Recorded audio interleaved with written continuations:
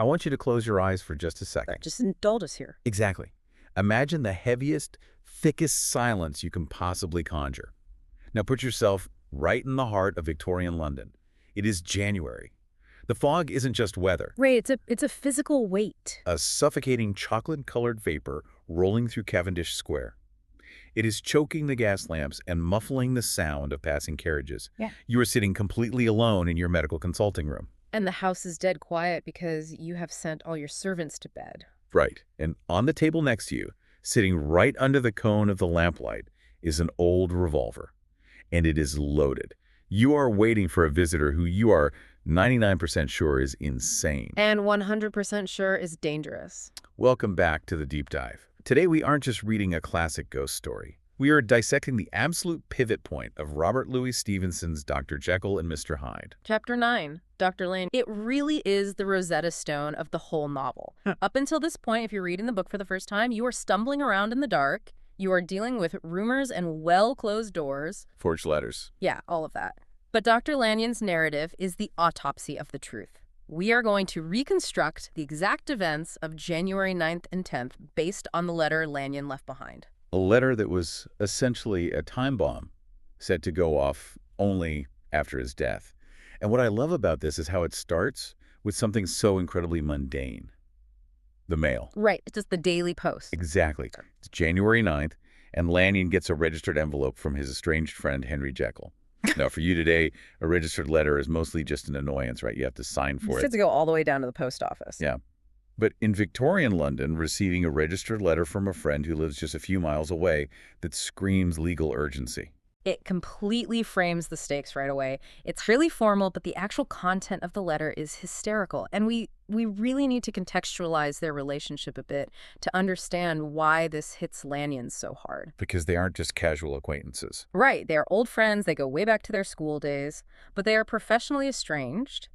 Lanyon has explicitly called Jekyll's research unscientific balderdash. Balderdash. Such a great word. It really is, but it shows they are on completely opposite sides of a cultural and scientific war.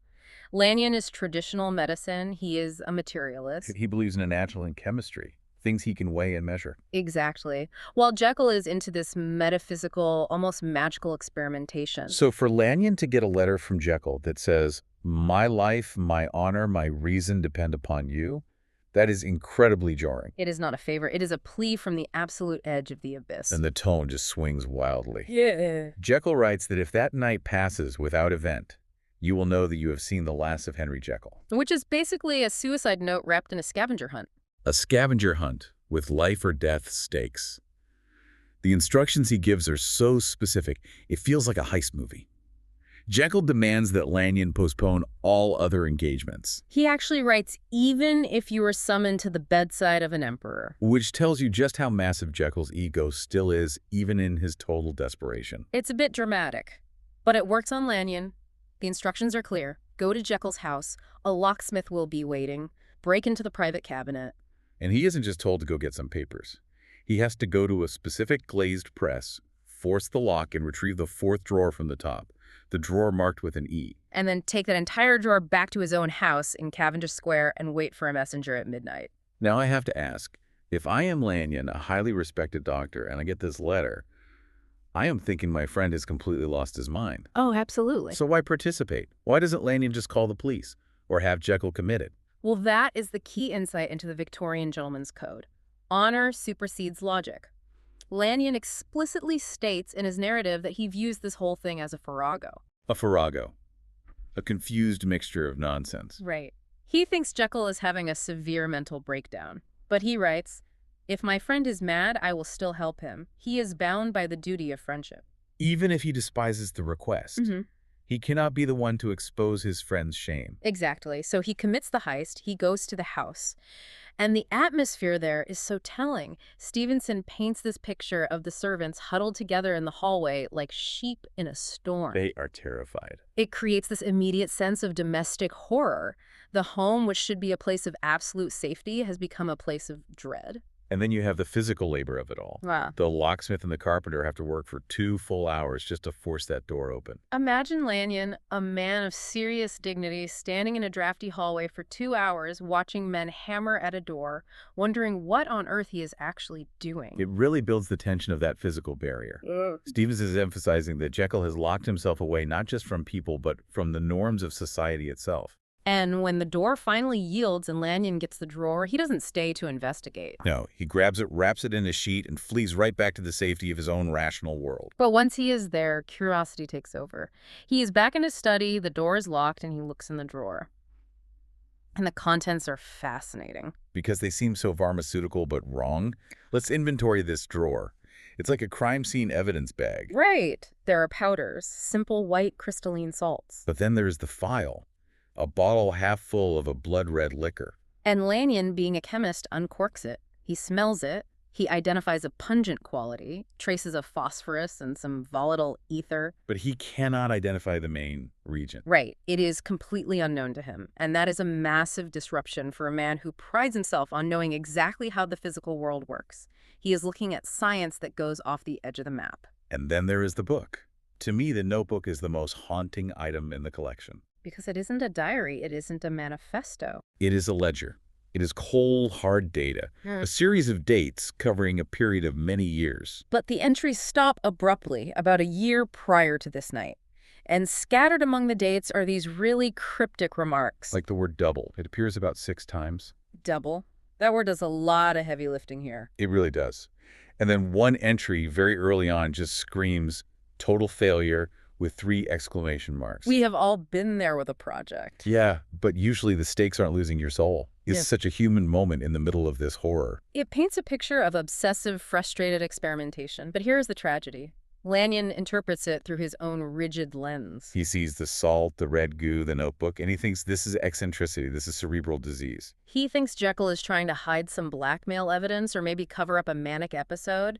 He literally cannot conceive of a supernatural explanation. Which brings us right back to that revolver. Yeah. He loads it because he is preparing for a lunatic, not a monster. He sits there, the hours tick by, and then the clock strikes 12. And the knocker sounds. Very gently. Lanyon goes to the door himself. He opens it. And here we get one of the most vivid descriptions in all of horror literature. He finds a man crouching against the pillars of the portico. Not just standing, but crouching, hiding. There is a policeman walking his beat nearby with a lantern, and this visitor practically bolts inside Lanyon's house to avoid being seen. He's a fugitive in every sense of the word. So they get into the light of the consulting room. Lanyon turns up the gas lamp. And now finally we get a high-definition look at Edward Hyde through the eyes of a medical professional. And the diagnosis is immediate visceral repulsion. Stevenson layers the wrongness here in a very specific way. Starting with the clothes. Right. This visitor is small. Very small. Yet he is wearing clothes made of rich, expensive fabric that are enormously too large for him. The trousers are rolled up, the coat collar's falling off his shoulders. It is grotesque. It looks like a child playing dress-up in his father's suit. It would be absurd. It would be funny if not for the biological reaction Lanyon has. And this is the crucial takeaway. Lanyon describes a shudder in the blood. He feels an incipient rigor. His pulse actually drops. He feels physically ill. Incipient rigor. That sounds like the body preparing for death. Precisely. It is a somatic marker. Lanyon realizes this isn't just that the man is ugly, it is something deeper. He calls it a disgustful curiosity. He believes this reaction turns on a nobler hinge than hatred, meaning his very soul, his biological imperative as a human being, is recoiling from this creature. Because Hyde isn't just a bad guy. In the context of the book, he is pure evil distilled. He is a different species. He is an evolutionary error, a throwback. Lanyon is looking at something that should not exist in nature, and his body knows it before his brain does. It is the uncanny valley effect dialed up to 11. And this visitor Hyde is manic. He is vibrating with withdrawal. He grabs Lanyon's arm and shakes him. Have you got it? Have you got it? And Lanyon notes the touch is icy cold. I love Lanyon's reaction here. He pulls away and tries to act the doctor. He points him to a chair. He says, "Come, sir, you forget that I have not yet the pleasure of your acquaintance." He is desperately trying to impose social order on a situation that is pure chaos. He is trying to polite his way out of a nightmare. But Hyde doesn't care about manners. He sees the drawer. He springs for it.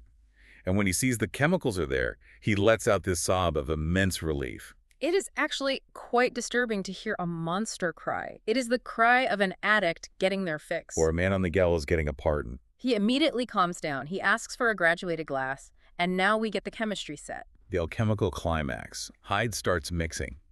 And Stevenson writes this like a lab report. It is incredibly visual. It is chemical theater. He measures the red tincture. He adds the white powder. The reaction is violent. The mixture smokes. It effervesces audibly. The colors change too, right? It is a light show. It goes from red to a bright, angry purple, and then as the bubbling stops, it fades into a watery green. Red to purple to green. It sounds toxic. It sounds like something you should absolutely not put in your body. It looks like death. And at this moment, the visitor pauses.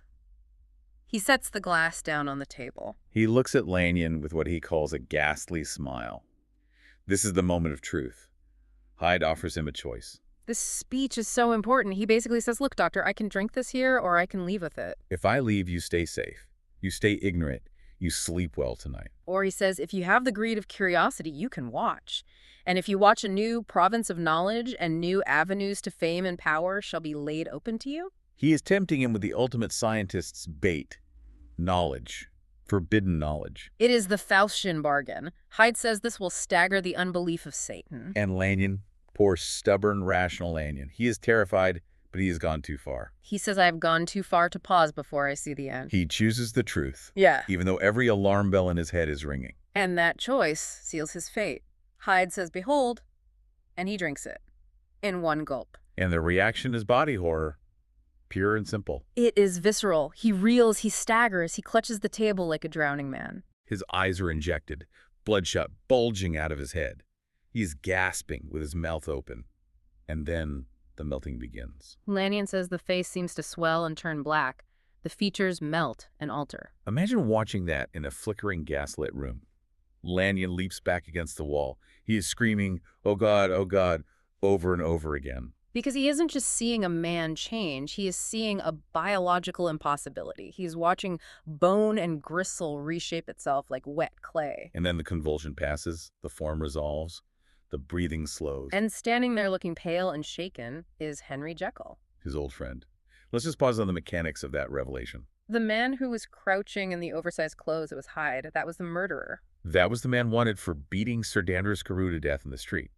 Lanyon realizes in a split second that he's been harboring a killer. But the moral shock is infinitely worse than the legal one.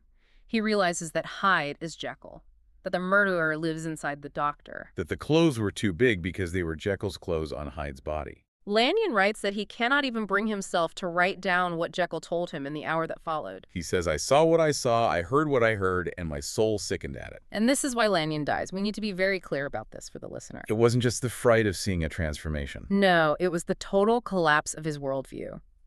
Lanyon is a Victorian materialist. He believes in a stable universe where A is A and B is B. Good is good, evil is evil. And suddenly A is B. Exactly. He sees that identity is fluid, that the human soul isn't one solid thing, but a polity of multifarious, incongruous, and independent denizens. That chaos lives inside order. His mind literally cannot process it. It breaks him. He writes, sleep has left me the deadliest terror sits by me at all hours of the day and night. He says, I must die, and yet I shall die incredulous. Die incredulous? That is such a devastating phrase. It means he is dying without being able to believe or accept the reality of what he saw. He cannot integrate this new truth, so he rejects existence itself. Yeah. It is a psychological suicide. It is a fascinating contrast to Jekyll, who embraced the duality, at least at first. Lanyon rejects it to the point of death. Lanyon represents the fragility of the civilized mind. We build these structures of logic and science and law to keep the darkness out. But when the darkness walks in, asks for a glass, and drinks a potion in your study, the structures collapse. He couldn't bend, so he broke. So we leave Dr. Lanyon there, a broken man scribbling his final testimony with a shaking hand, sealing it up to be read only after he is gone. It is a heavy ending to the chapter, but it is the necessary bridge. Without Lanyon's objective scientific witnessing of the transformation, the rest of the book is just speculation. Lanyon is the credible witness who pays the ultimate price for the proof. He makes the impossible undeniable. Which brings us to the final thought for this deep dive.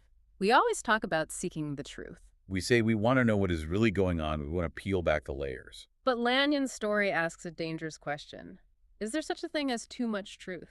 Lanyon demanded to see the end. He refused to look away, and the knowledge was so heavy it crushed him. Perhaps there are some doors and some drawers that are locked for a reason.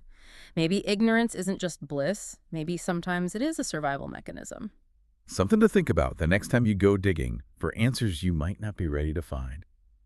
Thanks for listening to The Deep Dive. We will see you next time.